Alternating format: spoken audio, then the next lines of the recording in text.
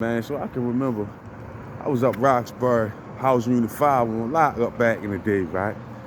They had me in the cell with a dude from up Park Heights. He was cool as shit. They gave me 180 days. They found the blick in myself. So how I used to do it, I used to just stay up all night and sleep all day. We'd play the radio, listen to the Love Zone, the Dawn Black and all them on 92Q, and we'd just play chess all the way to the morning, at least till breakfast come. And back then, during them times, there was a dude over there from DC, an older dude. He had to be in his 40s or some shit like that. This nigga was single cell status. They wouldn't put nobody in the cell with this nigga, right? And he was on lockup like indefinitely. He slept down the hall from me, on the same tier, just down the tier something. This nigga was wild. Yo used to do like impressions of famous people. The funniest shit yo used to do was the Bernie Mac voice. You would really think Bernie was over that bitch. He was nice with that shit, but that ain't what got niggas on his ass. This nigga couldn't stand Sunni Muslims, right? But what he used to do, he used to sit back and lay back in his cell and listen to niggas talk out the door, right? And once he catch your name, that's when he start fucking with you. Nigga used to come to the door and be loud as shit talking out the door to himself. He ain't never used to talk to nobody on the tier.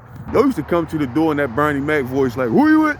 I used to be crying laughing. Slim was a fool, but his thing was the Muslims. He couldn't stand the Muslims, right? So this what he did. If he found out you had a Muslim name, like it was a dude on the tier, big cocky dude from over East Baltimore named Abdullah, right? Slim from DC didn't even know Abdullah. Every time Abdullah come to the door and talk, he would get in his door and be like, Abdullah. Then be called him like, Abdullah, Abdullah. They talking shit like, your name ain't no Abdullah. It's a monkey over in Africa. Abdullah. Ah? Niggas used to be mad as shit. And he wasn't the only Muslim he did that to. He did that to a bunch of the niggas. Every night he had somebody else he was picking on through that door. Oh, used to get big threats. What the Muslim niggas started doing was, every time they let one of them out for shower, they'd go ahead, load the squirt bottle up with some liquid shit. And when they had to walk past his cell to get to the showers, they'd call him to the crack of the door, squirt him down with the shitter. Even that wasn't working because he still was talking shit after they was shitting him down and all that shit. So eventually they got tired of his shit. One day I'm in the door, looking down the tier, waiting for mail and shit like that, right? Waiting for him to pass out mail. But I just knew I had some pictures coming. And all of a sudden, they opened up 2 cells. Boom, boom. And 2 big Muslim niggas come out the cells. Now I'm looking like, fuck, these niggas got visits or something? Because usually they only pop 1 cell at a time, you feel me? We on lockup, we on the hammer.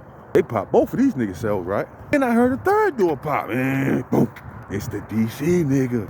He was already standing in the doorway, so as soon as his door slid open, he come right out the cell, won't stand on the tier. Got his hands up at the control booth, like, why y'all open my shit?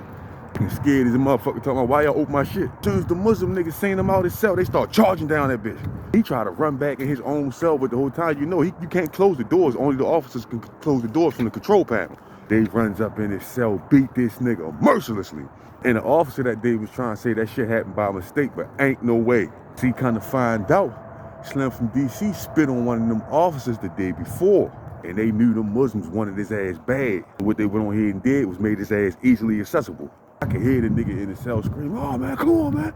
They beating him. They beat his face something serious. He looked like Martin was stuck in the wall. Fucking with Tommy the Hitman Hearn. That's what he looked like. Niggas broke his arm. So they had sent Slim from DC out to the hospital, then they shipped him off to another tier, put him on a different wing, right?